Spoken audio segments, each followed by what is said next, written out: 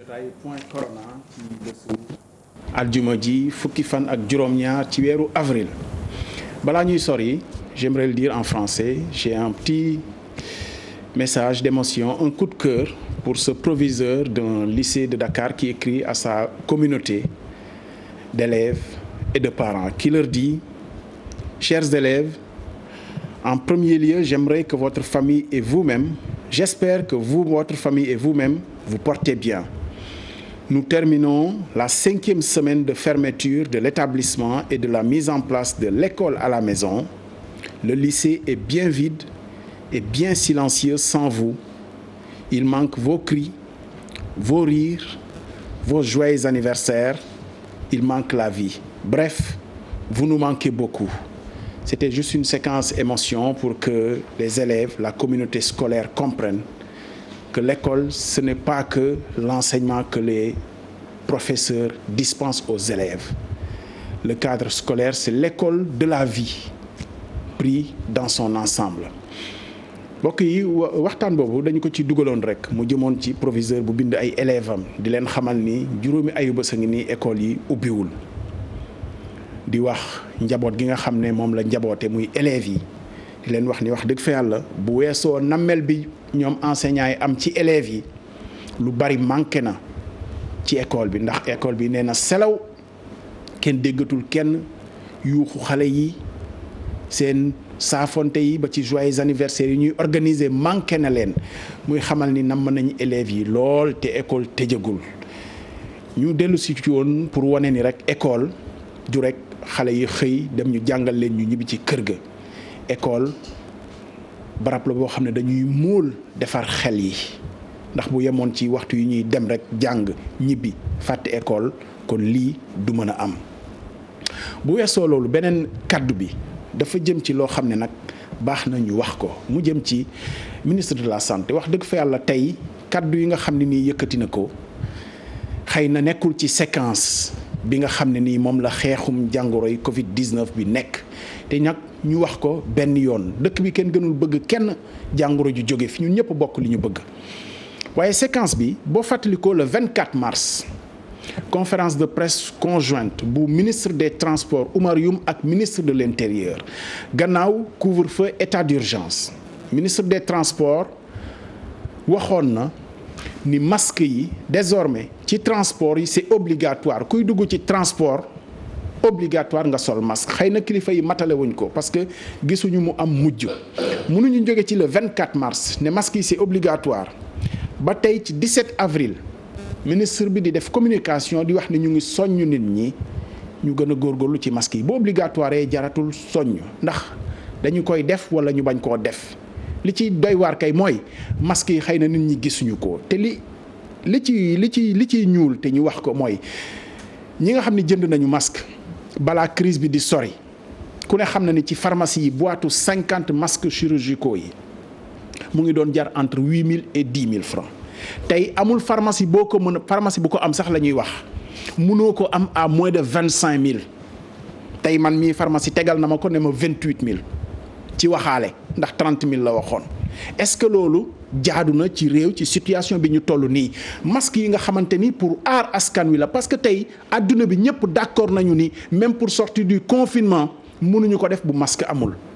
waa réew mi lan la ñuy xoolee ba masque yi nga xam ne nii xëy na nit ñi ci lañ war a mën a suturloo mu war a yokk ci xeex bi ñu sàgganee ko ba amul stock amul ba pare li fi nekkoon ci stock ñu dund ko ci pharmacie yi mu dugg ci ay circuit privé tey ba ñu koy jaayee ci njëg yooyu nañu xoolaat suñu bopp ñi nga xam ne nii ñoo warloo sàmm nit ñi nañu def li nga xam ni moo leen war parce que masque bu amul mënoon na nit ñi sol leen masque artisan yi aussi wax dëgg fa yàlla bu fekkee ni lii xéwal la bu ñëw ci ñoom di defari masque di ko jaay masque 1000 francs masque boo xam ne chaque jour nga war koo changer ku koy mën a jënd nañu waxante dëgg réew mi aussi nañ yéenante jàmm looloo tax ñuy bàkk ñi nga xam ne ñooy acteurs du transport yi ñi nga xam ne dès le 28 mars wax nañu ministre du développement communautaire Mansour Faye yëgal nguur gi ne ñoom seeni car seeni camion abal nañu ko nguur gi lu ñu laajul fistine moo tax tey layu ministre Mansour Faye wax dëgg fa yàlla yenuwul maanaa parce que li mu mujjee wax tey mënoon na ko njëkkee te bu ko njëkkee woon coow li du bari ndax boo amee ñaar kenn ku la ne may naa la laajuma la fistin nga gënale ki nga xam ne moo lay laaj xaalis fay ko ba pare door a woo ñeneen ñi ne leen ñëw leen mottali neneen ni la waroon a demee ñiy abale la ñu waroon a njëkk a jiital bu ñu matalul xëy na ñu def appel d'offre ci ki nga xam ne nii moom day jaay te di laaj xaalis loolu mooy dëgg leneen lépp nag xëy na tuur lëndëm la ak xëy na pexe yu antuwul waaye nag ñu sant yàlla ndax lim yi tey ci li nga xam ne nii moo génn ci ministre de la santé xamle ko vie boo ma ko joxee ñu jàll ci léegi mooy jàngoro ji mu ngi évoluer ci biir réew mi tey ku ko gis xam ni dañoo yaatal dépistage yi test yi ni ñu koy defee ndax test yi ñu def tey ëpp na 200 ak juróom-ñett fukk waaye yàlla def na tey cas yi nga xam ne ni feeñ na ci ay nit yu yor doomu jàngoro ji juróom-ñaari cas moo feeñ tey ñaar yi nag moo ëmlam nit ñi ndax ñaari cas communautaire la moom lañ leen di wax fan yi yëpp cas communautaire moo jara moytu ndax léegi suñu biir la ne kenn xamul ku ko yor te ku ne foo dem mën nga ko faa jëlee mën nga ko faa bàyyi doomu jàngoro ji ñi mu duggagum ci biir réew mi toll nañ ci 300 ak ñeent fukk ak ñaar yàlla nag mooy def 100 ak juróom-ñeent fukk yi ak juróom-ñett wér nañu sant yàlla ba waa kër docteur yeewi leen ñi des ñu leen di toppatoo mu ngi toll ci 100 nit ak ñeent fukk ak benn ñu fexe ba yëf yi bañ a law ñu fàttaliwaat leen ko lii tax mu bañ a law ku ne mën na ko aajuwul ci borom maqaama mel ni suma gan bii nga xam ne moom laa invité di Ibrahima Macodou Fall xëy na borom dara jaak yooyu borom poos bu diis li ciy musal nit ñi ku ne mën na ko muy kii amul ak kii am fexe ba set la wàññi yitte yi ci biti ak saafonte bu bari bi bu ñu ko defee yàlla mën nañoo musal ñu yokk ci ne ku sol masque kay doo ko wàll sama waaw bu kenn wàllul sa morom kay xëy na kon yëf yi léegi mu jeex nañ sant yàlla bi nga xamee ni jàngoro joo xam ne mën nañu ko fanqal suñu bopp ñu góorgóorlu ci bu baax ñi am mbégte jotaay bi buñ ci ñëwee tey dañu ko dul yemale rek ci wàllu wér-gu-yaram toujours dañuy jàngat ci situation bi mu fekk suñu réew ak it xëy na bu ñu ci jógee ci lan lañ war a mën a dem ba mu doon njariñ ci biir réew mi tey ñu jukki leen ci wàllu industrie ndax wax dëgg fa yàlla Sénégal ci ñi nga xam ne nii seen at xayru féete kaw fanweer jëm kaw am na usines yu bëri bu ñu ko waxee ci tur rek la yem wala ci fàttaliku rawatina nag ci biir réew mi boo demee fu mel ni kii ndukkumaan dama ciy jukki tuuti rek amoon na usines yoo xam ne dañ doon defar ba ci parfum amoon na usines yoo xam ne dañ doon defar ba ci gerte ba ci xottu gerte sax dañ ko daan transformé benn amatu ci tey ña nekk mag ñu ngi koy fàttaliku nga dem feneen Sodefitex ci wàllu wëtteen gi nga ñëw di jege usines yi nekkoon ci zone industrielle u Dakar bi yëpp yu bari tey bu ñu fi nekkee sooxee nañ wàllu industrie la ñuy waxtaanee ak transformation chaîne de valeur mu jóge ba léegi ci secteur primaire bi nga xam ne waxtaane woon nañ ko secteur secondaire bi mooy transformer liy jóge ci secteur primaire bi yëpp loolu mooy njëriñu réew mi ñu am mbégte di fi dalal comme toujours ñaar ñoo xam ne yaakaar nañ ni yeey nañu ci waxtaanu tey bi introduction bu gudd na waaye nag daf ko laajoon tey ñu wax ak suñu bopp voilà ci lii nga xam ne nii mooy jàngoro ji maa mbégte di fi dalal démb ñaari Karim laa amoon tur yu màgg tey nag maam ñaari Ibrahima waaw wax dëgg fa yàlla loolu cër la bu ñu yàlla defal ñu koy sante yàlla Ibrahima Diouf Ibrahima Macodou Fall droit d'aînesse Ibrahima Macodou Fall industriel nga directeur général NSTS nouvelle société textile du Sénégal chef d'entreprise est-ce que gënula la ma présenter la comme mathématicien professeur de mathématiques xëy na loolu ça te ramène à très très loin dalal jàmm Ibrahima Macodou Fall.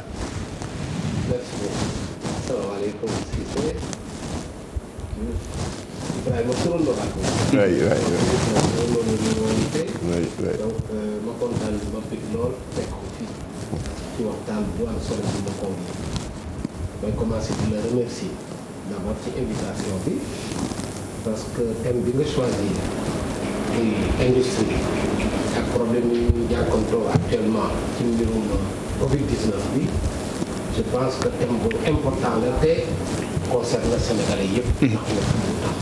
Ibrahima damay wëlbati gaa yi ñëw lijjanti il paraît que dégguñu la bu baax donc gaa yi xam nga rek suñu gaa yi ñu ngi ñëw lijjanti loolu Ibrahima Diouf directeur bureau de mise à niveau des entreprises di kër goo xam ne dafa bànqaasoo ci nguur gi yitteem yëpp aussi mooy taxawu entreprise yi budul yi nga xam ne sooxee nañu ñu bëgg leen a yëkkatiwaat jëm na ci yoo xam ne waaye naa la bàyyi sax nga waxal ko sa bopp jëm na ci yoo xam ne nii dañoo war a jéggi dem ci beneen dayo dalal jàmm Ibrahima Diouf bureau de mise à niveau des entreprises.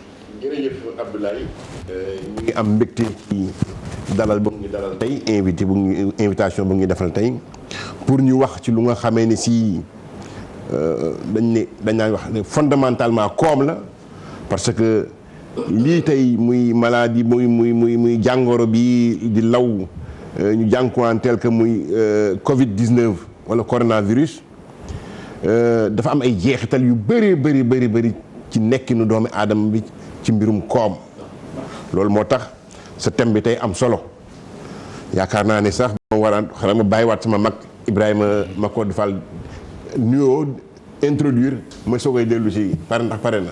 monsieur le directeur général Ibrahima Macodou Fall dalal jàmm. maa ngi lay dalal jàmm aussi di la gërëm di la sant ci dalal bi nga nu def invitation bi pour wax ci sujet boo xam ne je pense que intéressé na Sénégalais yëpp Covid-19 bi dafa feeñal lu bëri tout te du Sénégal rek dafa feeñal lu bëri muy ci pays yu industrialisé yu mag ñi ak pays yu mel ni sud Sénégal néew doole maanaam tey mën nañ wax ne pays yi danoo defoon ay juumte yoo xam ne Covid-19 ko feeñal suñu demee ba pays bu mel ni France di manqué masque seen juumte feeñ na parce que ñoom danoo defoon une option maanaam bàyyi textile industrie textile di jënd lépp Chine. kooku juumte bu mag la. te président actuel bi wax na ko nee na dañuy restaurer toutes les capacités productives maanaam dañuy delloosi la nga xam ne dañ ko daan defal te ñu arrêté ko. loolu dal France ñun aussi dal nañu parce que amoon nañu socle industriel boo xam ne suñ ko continuer woon di ko développer kon lii ñu difficulté yi ñu am ci masque yi duñ ko am te loolu mooy problème mu actuellement suñu dëkk amuñu dispositif industriel bu permettre ñuy produire ay masques que ça soit des masques chirurgicaux ou des masques je dirais de protection en quantité suffisante pour la population.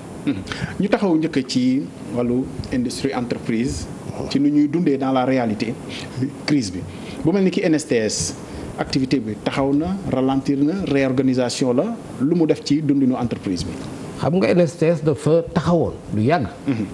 puis président Macky Sall ñëwee la ñu jàppale ba ñu démarrer mais démarrer bi 2 phases la woon démarrer filature bi après ñoo démarrer tissage filature bi pare na. mu def tissage bi ñi ngi ciy yëngatu ak gouvernement bi pour maanaam jafe-jafe yi nekk suñu diggante ñu yëkkati ko mais yaakaar na ne ci jamono bu gàtt usine bi dina mën a reprendre tous les départements bi Covid-19 bi ñëwee nag parce que ñun ay industriel la dañoo créé woon benn société en 2015 pour tudd Comaset compagnie maroco-sénégalaise de textile avec un groupe marocain ba libérer même une partie du capital au niveau d'une banque qui est la BNDE. L'argent est là-bas depuis 2015. bi Covid-19 bi ñëwee ñu ne pourquoi pas ñu activer tout de suite le secteur de la confection pour maanaam defar masque yi ci loolu la ñu taxaw tey ji donc groupe NSTS filiale am bu bees bu mu créé woon moo commencé di lancer en partenariat avec même des confectionneurs locaux lancer le processus de masque. mais ñi ngi installer suñu propre capacité productive pour accompagner. capacité bi ci lan lay toll. dina toll ba 100 opérateurs sur machine pour confectionner uniquement les masques et après les masques on continue maintenant notre programme industriel bi consistait defar tout ce qui est article de bonneterie maanaam la ma doon defar Louga moom lay indi Thiès tout simplement Louga daan naa fa liggéey lu mel nii par exemple kii c'est une tenue de chirurgien. ñoo ko daan liggéey chenille chirurgien faite avec un tissu spécial qui est même antibactérien yi ñun ñoo ko liggéey. la ma daan def foofu lii ngeen ko daan jaay ci biir réew mi wala da ngeen ko daan exporté commande États-Unis la woon. yéen li ngeen di defar nii da ngeen koy exporté. pour le moment localement donc dañuy commencer ci masques yi après continuer des articles pour le marché local et ensuite attaquer l'exportation. marché local bi xam ngeen ci dara ñan ñoo ko fii def localement la dañu koy. commande dañu koy importé wala fii la ñuy defaree. localement il y a un très grand marché. soo jëlee marché t-shirt polo xam nga avec les vêtements scolaires c'est devenu un très grand marché même. Donc localement soxla nañu yëre yu nu ñëw soxla nañu aussi tissu. mais gis nga liy jóge bitim réew gis nga liy jóge bitim réew yëpp ci wàllu tissu di dugg si. bëri na lool. loolu nag mooy erreur bi nag parce que tey jii waroon nañu am au moins la capacité di defar loo xam ne ñun doon koy soxla ma jox la exemple Malikaan. Malikaan c'est un produit boo xam ne sunu teinturières yi sax dañ koy utiliser cuubkat yi amatul Malikaan bu baax loolu rek waroon na tax tey ñu produire leen ko parce que teinturières yooyu dinañ cuub ba plus de 10 millions de mètres par an soo demee Ginnaaw Raay nga dem Pikine nga dem Thiaroye nga dem Yëmbal nga dem fépp teinturière des braves teinturières cuubkat yi ña nga fa tey ñoom ñëpp maanaam presque seen liggéey taxaw na donc usine buy defar Malikaan amoon ci dëkk bi tëj war na tax ñëpp taxaw pour mu ubbiwaat rien que pour ça tailleur yi poche yi ñuy utiliser ak yëpp ak doublure yi ñuy utiliser ci Malikaan dañ koy utiliser loolu yëpp amatuñ ko wala bu ñuy jënd aussi du qualité bu baax. Ibrahima xam nga bu ñuy waxante dëgg Ibrahima Macodou Fall directeur général NSTS bu ñuy waxante dëgg. pour wax ko ñi nga xam ne nii ñooñu seetaan. filière bi yaa ngi ci depuis 1990. tout à fait. bi ngay ñëw da nga racheter société bu nekkoon en liquidation. lépp tëjoon. STS. dugal ci capital 6 milliards. tout à fait. nga nekk ci secteur depuis 1990. absolument nga lay tooñ naan la insubmersible parce que peut-être du ñu fi nekk di lim ñaata yoon nga daanu jógaat. lan moo tax filière bi lépp nekk fi. doxul. lépp nekk fi parce que filière. je veux dire si cadre bi. jamono jii sax matière première coton amoon na tey dellu nañu ginnaaw lool ci wàll boobu. matière première coton mooy base bi. amoon na fi ci jamono yi quand même. sous des volontés politiques de transformation amul. du dox. xam nga Sénégal mënoon na décider ne dootuñu exporter coton on va transformer toute la production nationale maanaam lépp lu ñu liggéey ci coton dañ koy transformer ça c'est la base il faut une volonté politique. Je vous donne l'exemple de la Chine. Chine transforme non seulement tout son coton mais léegi état chinois day jënd coton di ko stocker pour ses privés. Actuellement soo xoolee dans les statistiques nga dugg ci site spécialisé yi tu verras que l'état chinois maanaam Chine état bi. mi ngi ak l'équivalent de la production mondiale en stock public. loolu rek won denc ko di xaar bés bu aay. teg ko actuellement su monde bi amul coton am na production boo xam ne mën na usine am yëpp dinañ tourner pendant plusieurs années. ñoom du ñu raflé kon. donc stratégie la. donc ñoom dañoo arrêté stratégie ñun demoon nañu ba am na jamono comme ni ñu koy waxee difficulté yi daan nañ jaay coton Sénégal bi ñun ñu manqué ko maanaam ñu exporter le coton du Sénégal man ma dem di jënd awuma. loolu am na fi plusieurs fois su ngeen suivre l'histoire de l'industrie textile. xeex bu ma doon mëne la depuis plusieurs années maa ngi xeex loolu. donc il faut une volonté politique forte pour transformer coton bi su loolu weesoo. dafa am aussi ay mesures yoo xam ne dañ ko war a jël pour mettre usines yi dans des conditions de compétitivité monsieur Diouf xam naa dina ci ñëw. parce que. électricité bu cher doo dem taxe yu bëri doo dem ak régulation marché doo dem parce que dans tous les pays qui ont réussi l'État est là fortement impliqué maanaam état bi daf ci dugg ba jeex pour réguler marché bi pour faire un minimum de protection parce que on parle beaucoup naan libéralisme am na ñu koy appliquer am na ñu ko dul appliquer ak ni ñu koy appliquer de manière intelligente. système bi fi nekk est-ce que lépp aussi dañ koy saaxee ne baaxul parce que bu ñu jëlee yow sa exemple rek. c'est-à-dire sukkandiku nga chaque fois aussi ci li fi nekk pour renaître. est-ce que ci wàllu accompagnement cadre juridique ak institutionnel bi li fi nekk mën nañ cee sukkandiku pour développer industrie ak transformation intermédiaire yi am déet. voilà j'ai vécu plusieurs étapes. dafa am étape boo xam ne man maa jël sama initiative développé. ba sori vraiment di utiliser j'avais un effectif de 800 personnes mais dafa am ay changements yoo xam ne bëgguma dugg ci détails ma yooyu. fàttali juste après bàyyi la nga continuer bëgguma détailler parce que day bu ñuy wax waxtaanal ma préciser rek à l'intention des téléspectateurs. ñu ngi wax lu bëri ci sa cas mais dama bëgg nit ñi mettre ko en perspective ñoo xam ni bu ñuy wax ci cas NSTS parce que industrie la boo xam ne c'est quand même fondateur de quelque chose dans ce pays dans le textile. Absolument. mais mun nañu wax loolu. dans d'autres domaines encore. Absolument. ci gerte gi transformation. Exactement. xottu gerte Mais gi dans le cas du textile. voilà. Je voudrais que sénégalais yi xam dara est-ce que à part la NSTS am na beneen nit bu ñëw investir dans l'industrie textile depuis 90 est-ce que am na. Certainement Ibrahima. wala l'industrie textile c'est-à-dire transformation coton. tout à fait. amul man rek maa jël risque bi maa ko jël Thiès maa ko jël Kaolack parce que dama gëm sama pays. moi j'ai un engagement patriotique boo xam ne dama ko exprimer gëm ko te c'est possible le Sénégal am na ay atu yoo xam ne mën na nekk un grand pays industriel mais nag dafa laaj un engagement fort de l'État amul benn pays bu réussir dans le textile te pays engagé wul totalement à ses côtés. Ibrahima sur amoon yeneen industrie su doon amoon yeneen industriel yu ñëw. NSTS nekk en difficulté kooku dina ne xoolaat leen waa ji waaye kenn ñëwul man rek maa fi nekk. bon ok Ibrahima Macodou Fall directeur général NSTS mais fàttaliwaat pour mettre tout ça en perspective qu'on peut l'étendre à d'autres filières aussi. muy transformation bu mu mën di doon. loolu moo parce que loolu mooy intérêt bi xëy na ñëpp mënuñ fee teew mais li mu wax. mënuñ ko étendre ci yeneen filières yi peut-être que ça se rejoint. Ibrahima Diouf directeur bureau de mise à niveau des entreprises. Est-ce que cadre bi fi nekk.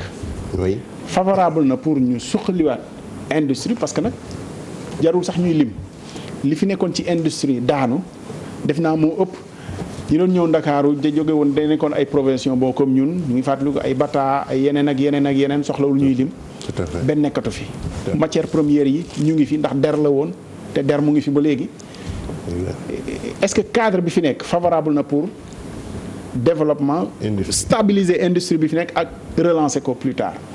merci beaucoup encore jërëjëf Abdoulaye mais yaakaar naa ne doyen Ibrahima Macodou def na benn introduction bu yaatu wax ci difficulté yi nga xamee ne si industrie tey mu ngi koy jànkuwanteel lu nga wax lu am la tissu industriel bi sooy xool lu fi nekkoon ci fanweeri at yi ci gannaaw wala sax yu ci gën lu ko gën a sori ba léegi effectivement tissu boobu rétrécir na naam yeneen industrie yu bees ñëw nañ surtout ci fànn bu nga xamee ni si transformation agroalimentaire bi ñëw nañ ci aujourd'hui mbirum lu ñuy wax produits chimiques yi détergent yeeg yu demee noonu tey gis nañ ne daanaka am na ñu bëri ci investir ci aussi technologie bi TIC yi nañ ko wax ci aussi dans le secteur du tourisme hôtellerie yooyu tamit am na l'industrie hôtelière am na doole fi mu nekk ci réew mi bref naam am na ay bërëbu liggéeykaay yu bëri yu nërmeerlu te yooyu lu ko waral tamit mën nañ ci dugg parce que Ibrahima tamit wax na ci tuuti léegi nee na du matière première rek mais politique ak volonté politique ak les politiques industrielles yuy mëne mu ngi ci te yooyu sooy seetlu jëlee que 1960 ci indépendance ak léegi amul benn continuité homogène tantôt nañ def import substitution foofu nañ def diggante indépendance ba année 80 yi à partir de 80 lu ñuy wooyee les politiques d'ajustement structurel ñëw ñu ne dañuy libéraliser donc tout ce qui est tarif douanier ak affaire yu mel noonu nañ ko xoolaat contingentement à l'importation yi nañ ko xoolaat ñu ubbi gis ne am na ngaañte parce que manque compétitivité industrie bi tax industrie yu bëri tëj foofu la yu bëri tëjee sax. absolument. notamment dans la pêche. notamment dans le textile. am sotti base yooyu yëpp foofu la dégg nga parce que Sénégal am na période boo xam ne si daanaka legoo sam ak affaire yu mel noonu tabaar fakal dañ ko daan wut si. Malikaan bu Ibrahima wax léegi même chose donc foofu donc ay option politique la woon ajustement structurel bi la woon ñu tout ce qui est dañ naan wax moyen d'état. fu état nekkoon dugal ci loxo parce que Ibrahima wax na ne am na période yoo xam ne suñ ci tolloo il faut que état dugal loxoom ci koom bi. jàppale industriels yi gunge leen loolu la def ci à partir des années par exemple 2000 certes amoon na régime libéral bu ñëw mais régime libéral boobu aussi dafa jël promotion secteur privé. def que aussi muy jumtuwaay bu am solo. parce que les grands pays industrialisés aujourd'hui nga jël darul dem fu sori. Tunisie bu ñu jegee. su fekkee dem nañ fu sori nañ dem ba Corée du Sud. dañuy souvent di méngale Sénégal Tunisie ak Corée. à partir de 60 ñoo bokkoon PIB maanaam richesse bu ñu doon créé daanaka richesse boobu ñoo tolloo woon ñetti pays yooyu. mais soo xoolee. option politique yëpp fii y a eu une complicité soo demee Corée par exemple entre état bi ak secteur privé bi. ñu ànd jox leen financement yu ci war ne liggéey leen mais du ngeen liggéey réinvestir leen encore. donc cette politique d'investissement continu entre promis par l'État accepté par le privé moo tax. de grands groupes tey yu mel ni Hyundai yu mel ni Kia yu mel ni Samsung juddu fa nekk fa ay ponkal. mais Ibrahima. non damay may ma tuuti parce que loolu nga wax c'est très important. parce que phase bu nekk la Sénégal à partir de 94 lañ xaw a yeewu. ci politique industrielle bi parce que choc d'évaluation bi moo ko indi. parce que suñu économie dafa manqué woon compétitivité parce que loolu tamit lu ko waral débat bi dina rëy parce que la monnaie ci la bokk. parce que dañ amoon xaalis boo xam ne si dañ amoon illusion yaakaar ne dafa fort fekk foorul dañ ko surévaluer pendant lu yàgg. ba tax suñ produit yi compétitif yu woon ton wu Sénégal su doon dem sur le marché extérieur fekk fa ton wu Thaïlande wala beneen ton duñ ko jaay. boobay gën a yomb. boobay gën a yomb. mën naa dellu si waat sax ci réew mi gën a yomb ton bi ñu defaree fii. voilà donc yu mel noonu manque de compétitivité des produits industriels sénégalais. combiné ci à une politique non volontariste moo indi jafe-jafe industrie Sénégal.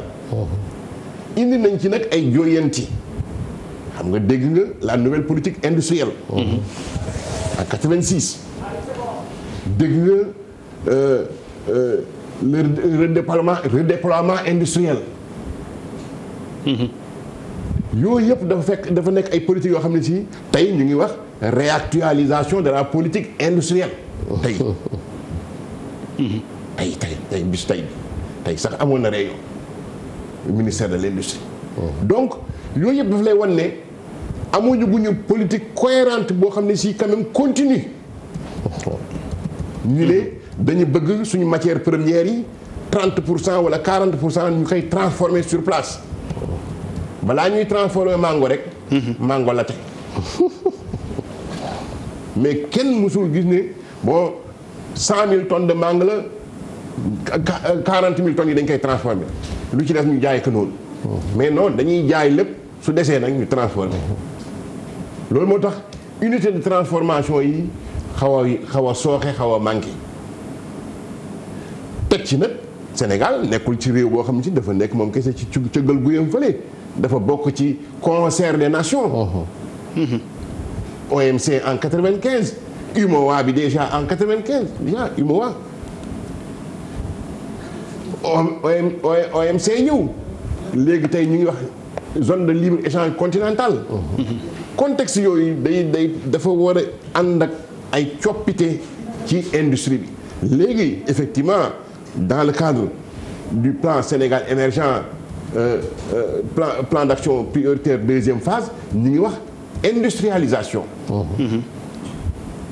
kon yaakaar am na suñu ne industrialisation ñaata la ñu war a transformer ndaamaraas bi fii lan la ñu war a transformer gerte gi lan la ñu war a transformer sésame bi ainsi de suite ainsi de suite.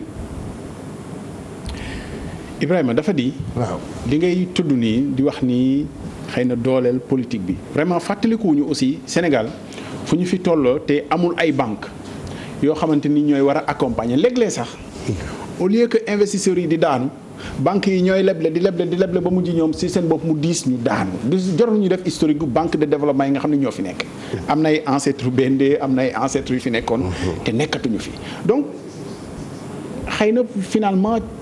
beneen problème la bu dul politique bi nga xam ne nii mooy accompagnement état mais deuxième question ma boole leen ko yéen ñaar ku nekk wax ci chaîne bi nga xam ne nii tudd ngeen ko yéen ñaar ñëpp muy de la production au produit fini. dafa mel ni yëpp a ngi fi ndax produit de matière première su fi nekkee ba ñu war a mën a dem ci produit fini bi chaîne bi fan la amee rupture Ibrahima Codou Fall. bu ñu jëlee industrie textile xam nga transformation. benn processus la. maanaam béykat bi dafay produire coton Sodefitex jënd ko égrené ko jaay ko filateurs yi jënd ko après tissé ko ainsi de suite donc c'est tout un processus. lépp ci wëtteen bi la jógee te ñu bàyyee ko fii ci biir réew mi ñun yeggoon nañu processus boo xam ne depuis la fibre maanaam Sodefitex ñu génn chemise bi wala polo bi wala maay bi fële ca Louga intégré totalement. te dire que industrie textile lu mu ce degré d'intégration lu mu gën a mag mu gën a compétitif donc à chaque stade dafa am nuñ ko war a tërale par exemple su égreneur bi égrené ba pare lu muy jaayee industriel bi kooku problème bu rëy la Sénégal parce que su Sodefitex taxawee maanaam ki defar coton bi ne man kat cours mondial laa koy jaayee maanaam prix ba ñuy fixé Londres moom laa lay jaayee fii ci Sénégal ba pare nga de dem beneen industriel bu nekk Europe nga ne ko ñëwal Sénégal am naa coton mu ne loo may jaayee nga ne ko cours mondial mu ne lu may wut Sénégal kon kay ma toog bitim réew jënd ko foofu mu ne la sa électricité lu mu jar nga ne ko tant le kilowattheure mu ne la kon nag lu ma fi wut tissu lu koy defar wëttéet ak électricité loolu moo jëkk ci pour jël décision d'investissement. main d'œuvre bi aussi c'est important. dina ñëw waaye xam nga c'est une industrie très capitalistique ma expliquer la ni ñuy ràbbe tissu man sama machine yi ma mujj am mi ngi doon def 240 coups minute yu bees yi ma bëgg a jënd mi ngi ci 800 coups minute. xam nga dina produire presque 4 fois plus. xam nga loolu mënoo leen mëngale donc dina wàññi quand même main d'œuvre bi mais kiy jël décision d'investissement électricité bi lay jëkk a xool ak coton bi main d'œuvre bi du problème pour moom parce que xam na ne main d'œuvre au Sénégal nous avons une main d'œuvre qui n'est pas très chère parce que soo xoolee même dans la confection la minute de confection au Sénégal aujourd'hui est inférieure à la minute de confection en Chine donc on est bien placé sur le coût de la main d'œuvre donc c'est pas un problème mais problème yi wër. yow yaakaar nga ni les géants de la distribution wala même du textile européen nga xam ni. mais lu tax ñëwunu parce que ni ñuy séddee coton bi baaxul suñu coût d'énergie dafa élevé kooku c'est les deux paramètres yoo xam ne il faut ñu régler ko.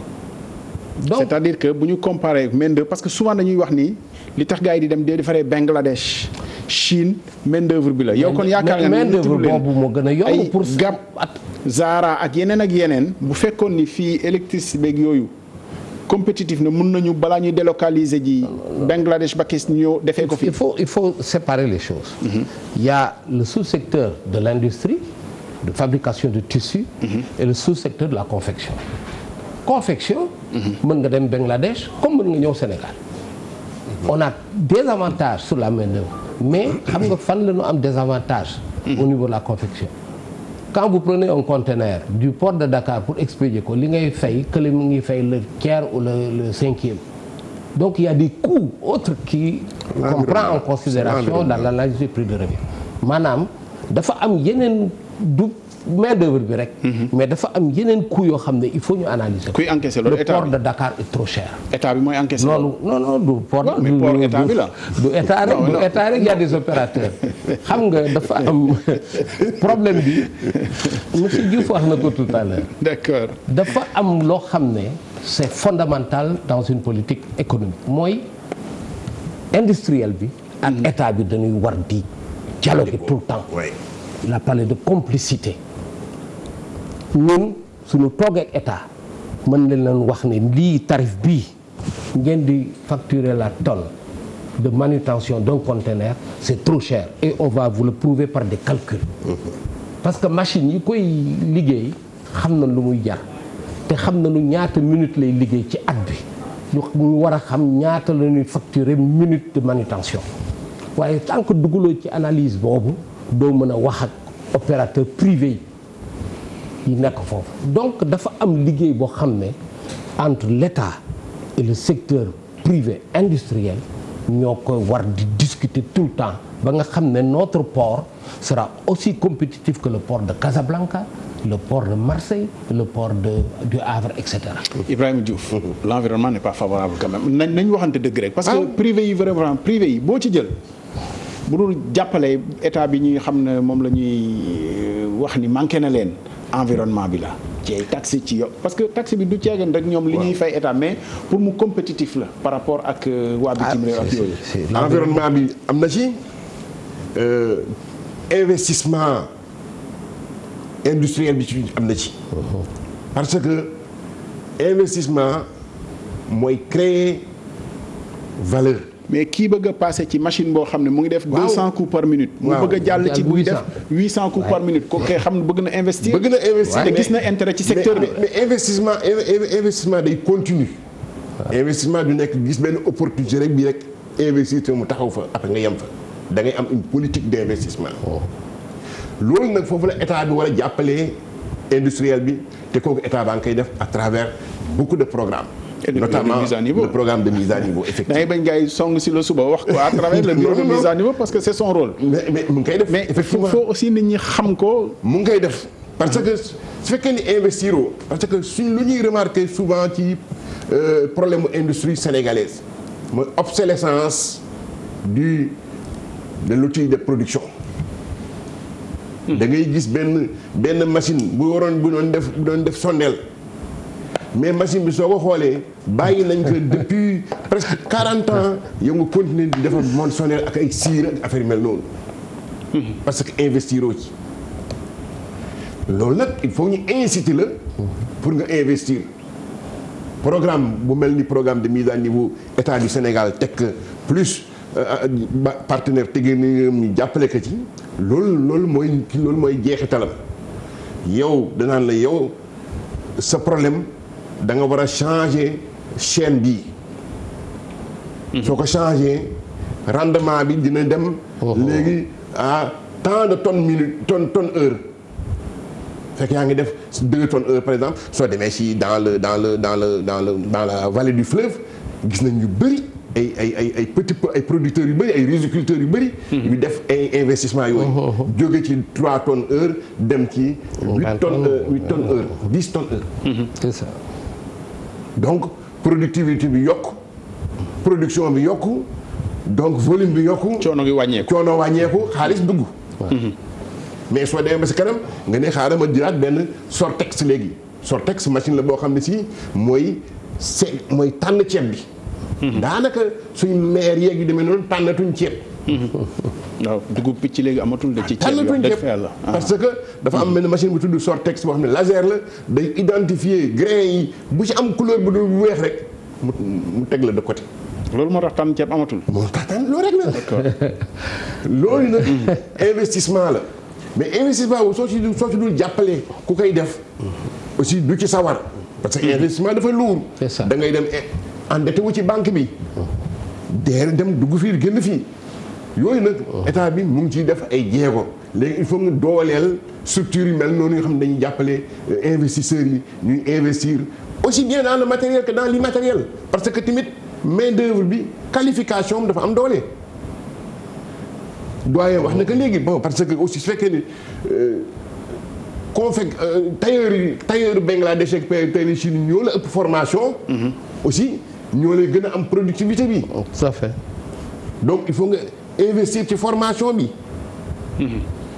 investir ci yeneen éléments yoo xam ne ay par exemple ay logiciel la yoo xam ne si dina tax nga mën a xam calcul coût yi. en temps de minute ñaata pièce nga ci mën def. ainsi de suite yooyu mooy combinaison environnement bi ak investissement bi su loolu weesoo aussi il faut que ñu xool ne yenn coût de facteurs yi day am solo. parce que su fekkee da ngay defar produit boo xam ne si 69% électricité ngay utiliser te ce coût électricité nekk un coût moins compétitif que ton concurrent direct. su boobaa effectivement ce concurrent direct produit mi ñoo gën a am chance ñu jaay ko que yow te ñun dañu nekk ay réew yoo xam ne dañ soxla ay recettes d'exportation lañ koy waxee. tey masque yi ak tenue médicale yi. su ci NSTS doon ci defar une quantité industrielle. parce que wax na option yi parce que bu ñu fàtte ñu ngi nekk dans un contexte de crise de pandémie. dañuy xool yan opportunité la lii di offrir parce que soo demee Turquie par exemple ñu doon def parfum yëpp transformé nañ ko en fabrique de gel. yëpp.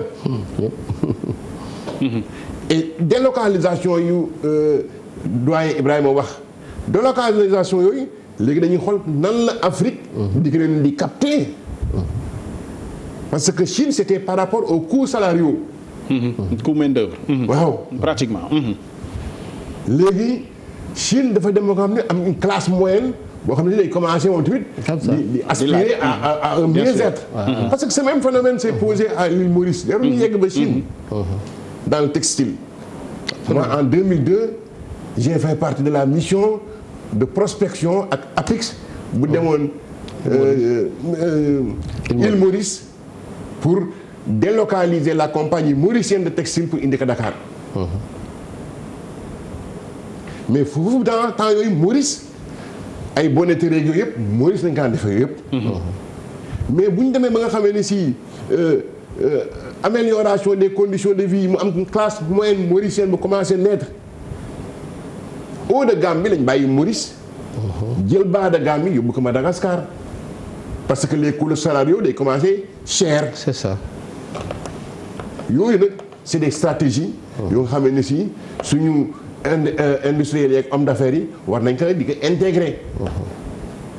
ñun nag aussi dañ leen ci jàppale pour que yooyu ñu koy intégrer sur leur démarche de politique d'investissement. li nga xam ni moom la ñuy wax chaîne de valeur ñu dugg ci. pour quand même chaîne de transformation bi mën a mat. bëgguma ñu yem ci exemple tissu bi rek ak wëtteen bi. boo jëlee lu mel ni ki filière yi fi nekk yëpp ci loo xam ne ni meññeef la ci biir réew mi. ñu mën ko transformer balaa ñu koy. jaay noonu brut mu dem bitim réew bi ci gën a siiw gerte gi la. bu ñu ñaanee yàlla bay lu bari. lu mu gën a bari ndekete yow gën a indi problème ci biir réew mi ndax dañu naan attanuñ lépp nañ ko jaay noonu mu dem te bu ñëwaatee gën a cher ci ñun. moo tax bëgguma yem ñu yem ci wëtteen bi ak tissu bi rek. chaîne de valeur boobu bon c'est vrai que président la ak gouvernement am na jéego yoo xam ne ñu ngi ko ci def ay agropole yoo xam ne nii semi industriel la pour transformer. mais naka la ñuy def ba mu matale fépp et puis li ñu daan ràññee bu njëkk. boo jëlee fu mel ni ki Tamba foofu la Sodefitex nekkoon. parce que xam nañ ni fa lañ doon defaree wëtteen bi. mais fa la nekk ba léegi. waaw mais justement parce que wëtteen bi foofu la doon meññee wëtteen xam nga du meññee fii Ndakaaru donc jarul woon usine transformation wëtteen bi fii Ndakaaru. boo demee fu mel ni ki Ndukkumaan boo ci Kaffrine ak yooyu. gerte gi bari woon na fa amoon na industrie yoo xam ne dañuy transformer xottu gerte nga xam ne jarul transporter yóbbu ko fu sori ak yooyu. waaw loolu xëy na moo manqué aussi. loolu aussi day indi dalay wan benn mbir bu am. la trop forte concentration de l'activité industrielle dans l'axe Dakar-Thiès. te Diamniadio mu ngi ci axe bi de. est-ce que am nañ est-ce que vision bi xaw na gàtt quand même ci 82%. 82% de l'activité industrielle ñu ngi concentré wu ci foofu principalement sax ci dans le département dans la région de Dakar. Principalement. léegi nag effectivement jot na ñu xool région yu nga xamee ni si à développement prioritaire lañ nan lañ fay dafay ay incitation parce que tamit man industriel mi damay calculer su fekkee ne leer na ma ne su ma naree transporter sama benn conteneur vide jëlee ko Dakar yóbbu ko ba Ziguinchor. Remplir que delloo si que ça va me coûter le prix de Dakar le Havre wala Dakar fa mel noonu doo ko def da ngay calcul parce que encore une fois da nga leb xaalisu banque leb kii dugal ci affaire bi kon il faut nga rentabiliser ko donc dafa am ay mesures incitatives yoo xam ne si ñu ngi koy jël dañ ko état bi daf ko war a accélérer sax ci ay réformes pour que ku ne damay dem ba Dendoor yi wala ma damay dem ba biir gannaaw Kédougou ma investir fa kooku am ay avantages spécifiques. c'est ça yu ñu koy jox. d'accompagnement. ñu accompagner ko en termes de facilité de transport d'accès au foncier en termes d'accès au crédit ainsi de suite yooyu ñu accompagner la et ba nga commencer rentabiliser ce investissement. yooyu ay régime spécifique la kooku daf ci am solo ci pour nga mën a réussir transformation bi ak surtout réussir toute la chaîne de valeur parce que encore une fois nga jëlaat ceeb bi jëlee ko ci padi bi bon déjà aménagement bi parce que yow su fekkee da nga war a aménager 5 hectares ñu laaj la ci loo nga prix bi cher trop mais kooku effectivement laaj na état bi mu ngi koy def maanaam SAED yaakaar naa mës nga fi jàll na fi ñu aménager terre joxe ko ci ku am projet yu dëgër jox la ko ci accès yu xaw a yomb nga mën a def sa investissement am sa padi soo amee sa padi nga mën a transformer riz blanc soo mënee transformer riz blanc nga am ay infrastructure de stockage soo amee infrastructure nga am infrastructure de commercialisation après yooyu tamit ñu gaa yaa ngi ciy liggéey bi am solo notamment ministère du commerce am na ci ak BNDE ñu ngi ciy liggéey bu am solo ci affaire boobu. soo jëlee aussi beneen filière comme anacarde yaa ngi doon wax filière léegi. mais anacarde bi xool l'or vert moom lañ koy woowee or vert. mais ñaata milliards lay générer par an mais qui nous échappe. Ibrahima Macodou Fall ci filière chaîne de valeur boobu ak lu tax industriel yi man ni ko yow mais mën nañ ko étendre à d'autres et c'est-à-dire nekk ci benn secteur rek wax na 90 yaa ngi ci yeneen mais pourquoi du ñu développer leneen loo xam ne c'est peut-être lié de sorte que mu doon comme ni yenn géants yi amee ci àdduna bi nga xam ne dañuy nekk ci lii nekk ci lële nekk ci leneen waaye mooy ci benn secteur rek nga xam ni rentabilité fa la nekk doo jël risque ci feneen fii par exemple gerte gi fi tuuru ba vraiment ñu ne kenn mënu koo jël pour transformer ko ba dañ koy jaay privés nationaux yi fi nekk yàlla barkeel leen ñu war a mën a taxawal ay industrie de transformation bu dul état bi lu tax risques yi ci nekk la ñu mënul jël wala. xam nga un investisseur day évaluer toujours ay risques am. soo déjà nekkee ci benn secteur nga nekk ay difficultés traverser ay difficultés et peut-être t'as pas de perspectives rassurantes maanaam gisuloo lu tax ngay jëlaat risque ailleurs doo dem. mais il y a des filières qui ont potentiel boo xam ne ça intéresse les investisseurs intéressé nañu maanaam pour ñu investir mais nag balaa ngay dem ci beneen secteur xanaa nga defar li nga yore d'abord man am na investir naa feneen je suis fondateur de l'école supérieure de commerce Subdeco j'ai investi là-bas boobu peut-être xamoo ko. si xam naa ko. Bon alors donc j'ai investi dans ce pays-là j'ai pris des risques je prends beaucoup de risques dans ce pays. nga doon mottali aussi. C'était moi le président du conseil d'administration tous les actes fondateurs man maa ko signé donc maa ngi investir d'autres secteurs mais il faut que ñu def ko une approche sectorielle comme on a dit tout à l'heure il y a la filière par exemple fruits et légumes Il y a par exemple les légumes séchés, les fruits séchés, c'est un secteur où on peut investir. L'anacarde, Diouf l'a cité. Aujourd'hui, on a 50 000 tonnes qui quittent Ziguinchor. C'est dommage. La pêche qui se plaint de ne pas avoir de chambre froide pour conserver le trop plein de poissons. Bon, on a le bois de Ziguinchor. Moi, j'aimerais bien avoir des scieries là-bas pour débiter tout le bois qui sort là-bas. Comme ça, on interdit formellement, de manière directe, nous interdire exportation bois, mais il faut des scieries en place. C'est le cas d'ailleurs actuellement. Donc, après, il y a le trafic, mais, c'est ça qui va arrêter le trafic. S'il y a des industriels installés là-bas, de transformer avec une scierie, là, on peut arrêter. Mais tout le bail non recté, avons-nous des capacités de transformation. Donc, moi, je suis très écolo. Hein. Je ne veux pas qu'on fasse la promotion de l'abattage des arbres ici. Bon, comme tout le monde. Si on reboise parallèlement. C'est toujours accompagné d'une politique de reboisement. On peut tolérer. Il faut une stratégie sectorielle. Où est-ce qu'on veut aller? Là, nous voulons transformer sur place. Là, nous voulons assembler sur place. Si l'État a décidé, par exemple, frigidaire, qu'un d'autre qu'on importe. Est-ce que dans 3 mois, les Sénégalais vont assembler des frigos? Ah oui. C'est une décision possible. Quel d'autre importe frigidaire? C'est quoi un frigo? C'est un moteur, c'est une tôle pliée, c'est des joints, c'est comment dirais-je, un mécanisme de contrôle de la température, etc. Bref. C'est des composants qu'on achète partout, qu'on assemble et on met une marque. Si l'État a décidé dans 6 mois, qu'un d'autre importe un téléviseur, pareil, les gens vont assembler un téléviseur. Donc, c'est des politiques. On peut le faire, à l'inverse aussi. C'est-à-dire investisseurs avec ses partenaires. Non. De le mettre on en ne peut place. pas le faire à l'inverse parce qu'il faut une politique fiscale pour ànd ak loolu. Mais est-ce que l'investisseur peut prendre le risque non. Danañ ko bëgg dinaa ko jaay et je vais me battre sur le marché. Sur le taxer composants au même titre que le truc doit être. Donc il faut que la politique fiscale et douanière soit cohérente par rapport à cette volonté d'assemblage. Donc il faut que l'ini taxé composants yi dugg il faut mu wute ak taxe bi ñuy appliquer actuellement. Plan yaatal bi bàyyiwuñu xelu wàññi li ñuy taxé. Donc maanaam wala ci collecte bi rek la ñu nekk. maanaam c'est des choix politiques. Ibrahima Macodou Fall le plan yaatal bi nga xam ne nii ci fiscalité la dem dañ ko orienté rek ci collecte bi wala am na allègement yuñ ci dugal. Il y a des allègements.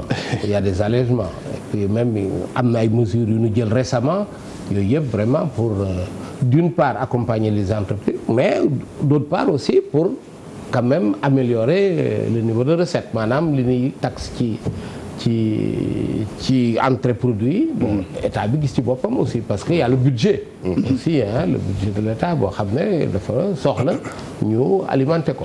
Concrètement et quelque chose qui est lié directement à la crise sanitaire le programme de résilience économique et sociale de 1000 milliards bi président de la République yëkkati wax na ni ñuy jàppale entreprise yi lu bari jëm na ci allègement fiscal ak yooyu wàññil leen accompagner leen ak yooyu nan nga ci gisee yow sa bopp ak avant ça quand même am na loo xam ne état bëgg na entreprise yi wala entrepreneurs yi warloo ko ak ñi ñuy liggéeyal ñi ñuy liggéeyloo maanaam bañ a profité rek ci crise bi ne liggéeyuma wala secteur bi doxul gars yi mënatuma leen a fay yow mais quand je dis yow je dis les industriels les entrepreneurs en général est-ce que attan nañu loolu pour fay salaire à hauteur de 70% ni ko président la diglee jël ordonnance bi tey xaar ëllëg accompagnement wu état bi comment tout ça doit s'articuler? Je crois que le Sénégal a pris de très bonnes mesures d'accompagnement. Il y a eu une démarche très volontariste d'accompagner les entreprises ba pare économie bañ a naxas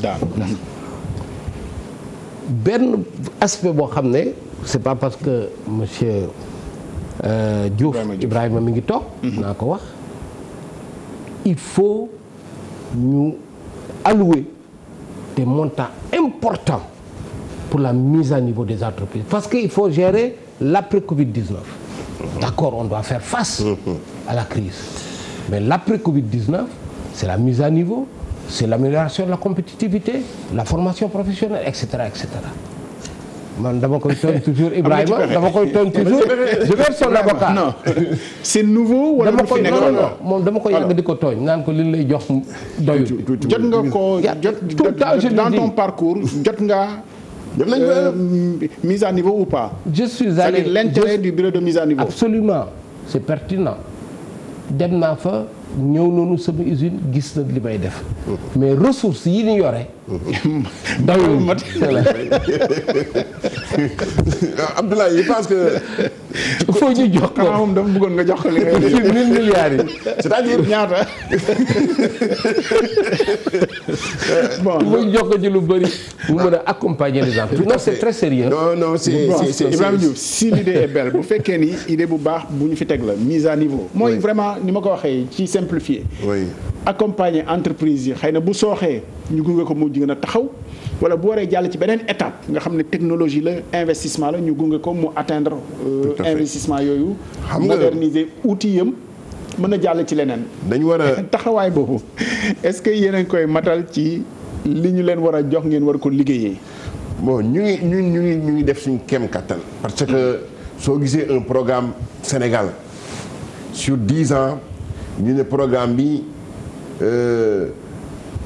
approuvé na 80 milliards d'investissement yoo xam ne si ay hommes d'affaires et industriels ñoo koy investir ñu ne ah bon état bi génnee en contrepartie de ces investissements réalisés génnee na 15 milliards de francs CFA yoo xam ne effectivement décaissés et versés dans les comptes bénéficiaires de ces entreprises. Programme buy def loolu Sénégal.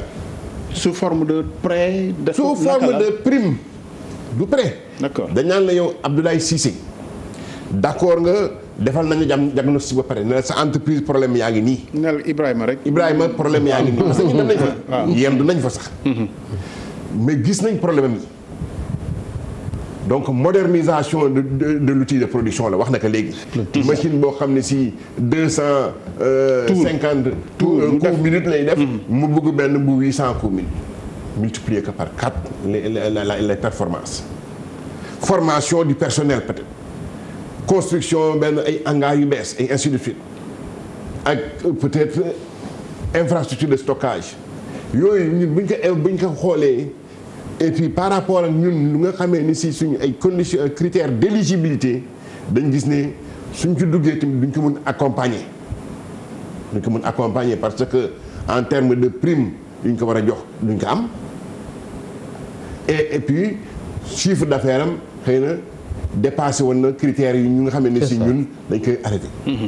C'est pourquoi d'ailleurs parce que programme de mise à niveau du Sénégal c'est sans se jeter des fleurs l'un des meilleurs en Afrique.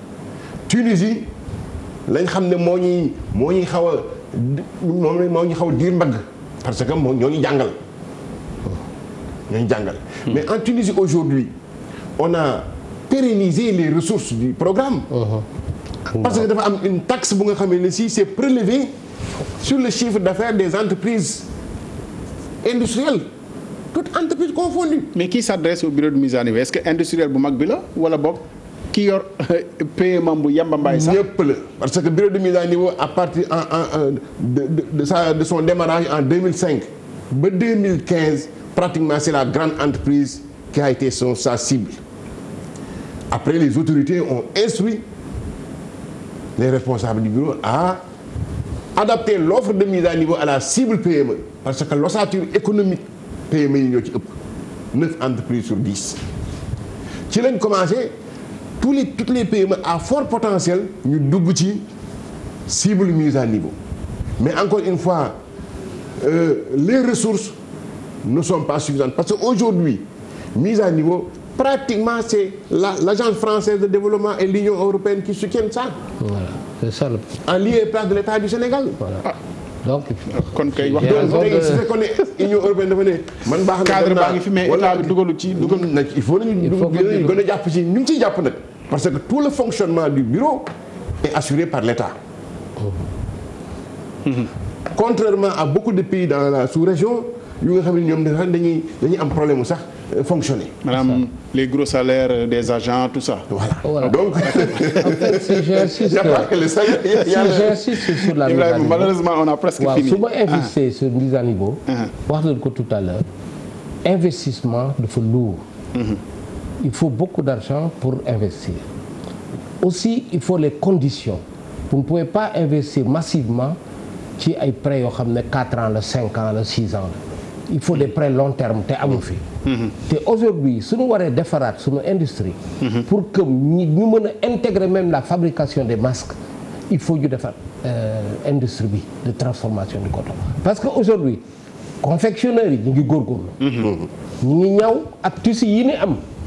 am na yu baax am na yu moins bon. jàmbaar nañu waaye nag pour ñu am sunu autonomie ñu am suñu souveraineté. il faut que tissu yi ñuy utiliser ñun ñu produire ko. supposons aujourd'hui ñu bëgg a produire des millions et des millions de masques. bateau dootul ñëw dootul am tissu. parce que tissu yi fi nekk yépp dañ ko importer. donc si suñuy insister sur la chaîne de valeur. c'est pour être autonome. avoir notre indépendance industrielle. ce qui fait que tissu bi dinañ ko fi defar fil bi dinañ ko fi defar élastique bi dinañ ko fi defar masque bi ñu ñaw ko fi. c'est ça qu'il faut arriver à avoir mais dépendre de l'extérieur du tissu di ñaw fi rek. c'est pas l'avenir. On testera le masque.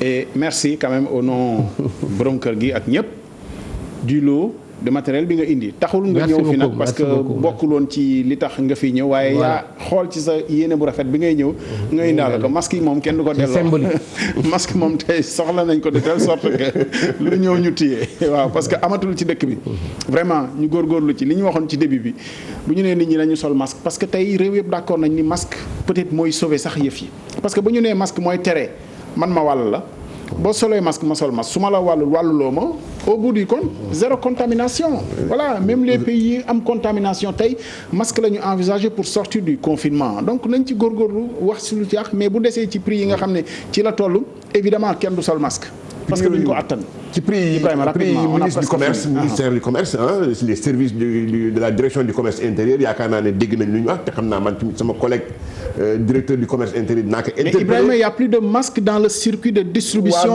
officielle. au moins c'est-à-dire privé bu yor masque am biir këram yor stogam kooku mënoo ko teg dara parce que waxaale nopp ak gémmiñ la circuit de distribution bi pharmacie yi bu ñu ko roccee ci pharmacie yi amatul ci pharmacie yi nangu woon nañu sax jaay ko ñoom rogner sur leur marge. mais amatul voilà c'est ça aussi bon la réalité ñu wax ko aussi ñu jàll ci leneen.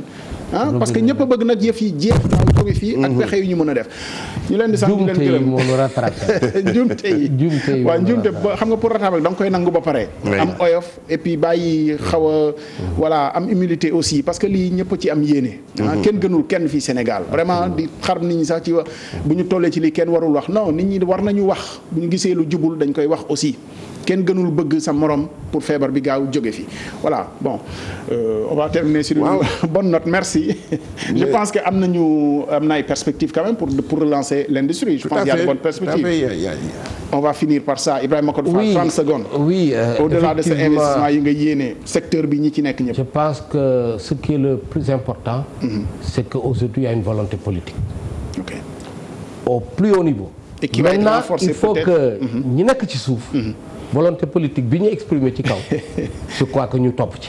d'accord loolu mooy Ibrahima Diouf nga tàggoo rek. très rapidement am na ay actions yoo xam ne si à très court terme la. parce que am na ay entreprises yoo xam ne tey sonn nañ ci Covid bi ñoo xam ne si sont touchés directement et tout de suite. ñooñu c'est des actions à très court terme moo leen fa war a am ñu mën a leen suqali c'est de la survie. yeneen catégorie d'entreprise yi yu nga xamee ni si tant bien que mal ñu ngi maintenir seen exploitation seen production mais wàññi nañ ko ralentir nañ ko ñooñu dañ leen war a consolider dëgëral leen ñeneen ñi nag ñu nga xamee ni si après Covid bi la relance la te kooku il faut un instrument comme la mise à niveau ça ça doit aller même au-delà du moyen terme ça doit aller dans le long terme jërëjëf parce que opportunité yu tey yu Covid bi joxe mooy on doit repenser la façon de faire l'entreprise. Voilà. Ibrahima Macodou Fall merci beaucoup jërëjëf ci seet si ñu directeur général nouvelle société textile du Sénégal Ibrahima Diouf directeur bureau de mise à niveau xam naa gars yi ku mu laaj adresse mu ngi fii rek bureau de mise à niveau mu ngi ci deux